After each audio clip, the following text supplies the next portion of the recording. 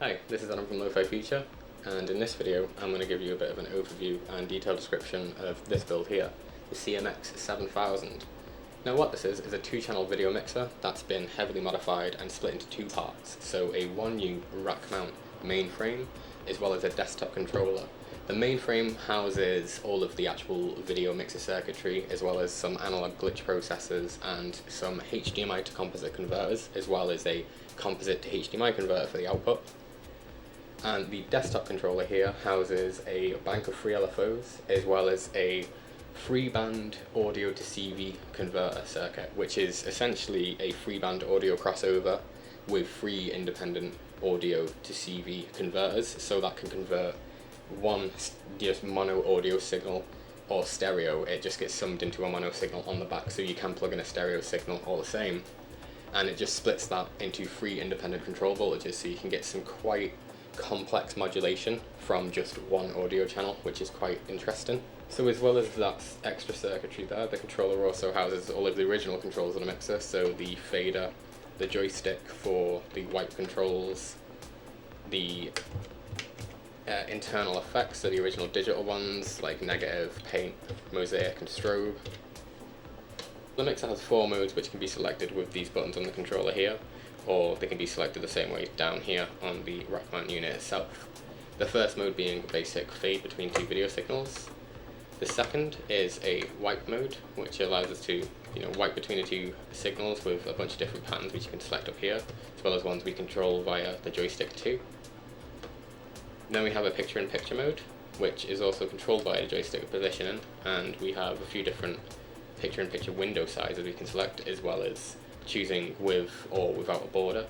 We can select the border color using the furthest left button on this set on the controller or the rack mount. And then the last mode is the key mode. This has a luma key and a blue key, which can be selected by these 2 buttons up here. And we can also select which video signal we're keying out with these 2 buttons up here. The mixer features 2 buses, and each bus has a 6-position rotary switch, which allows us to quickly select between 6 different video signals. The first 4 being the 4 composite inputs around back.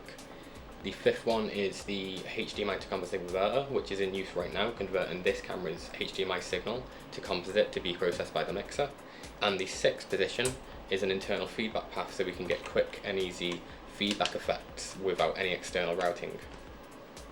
Each of these buses also features a Ntsc to PAL converter, which also acts as a bit of an extra level of scaling for feedback. So if we enable the scaler or converter now, even though we're feeding a PAL signal in and it's sending a PAL signal out, that still works fine, but it also allows us to send Ntsc signals into this as well, so we can mix formats since each one has its own converter.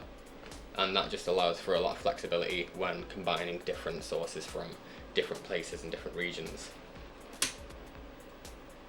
Now each bus also has its own analog glitch effects processor, which can be controlled up here. So we have a bypass switch, so we can bypass the glitch processor, and we have a knob to control the amount.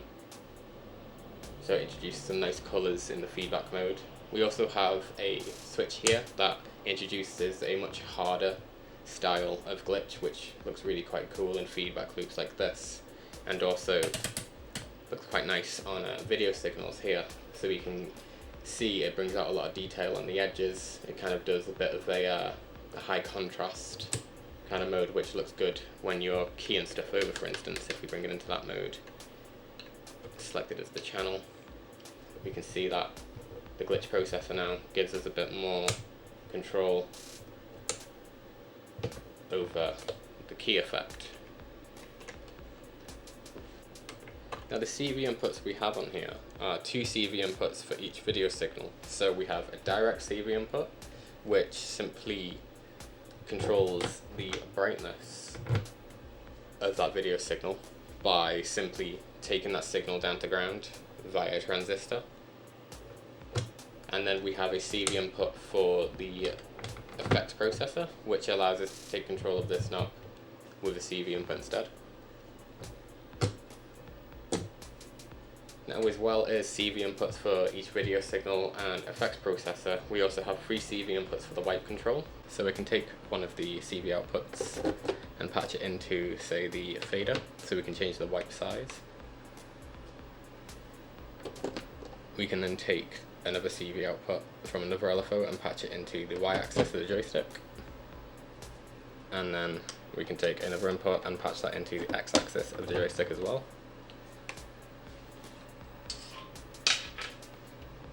And it's worth noting, once you patch something into any of these controls, the control itself then becomes the trim for the CV input, so we can trim the level of that, avoiding the need for an extra control.